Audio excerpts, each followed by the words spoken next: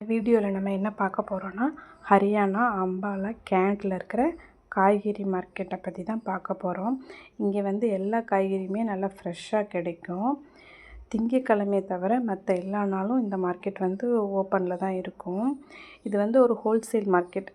5 kilo 2.5 kilo அந்த மாதிரி தான் வாங்க முடியும். 1 கிலோ 2 கிலோலாம் வாங்க முடியாது.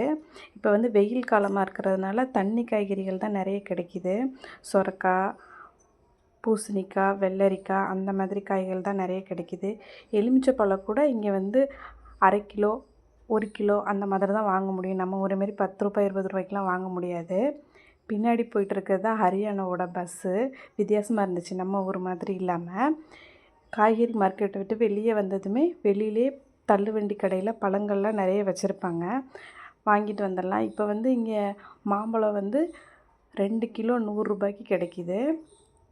நம்ம சேனல் உங்களுக்கு பிடிச்சிருந்துச்சுன்னா லைக் பண்ணுங்கள். ஹரியானா பற்றின நிறைய விஷயங்கள் தெரிஞ்சுக்க நம்ம சேனலை சப்ஸ்கிரைப் பண்ணி வச்சுக்கோங்க. பாய்.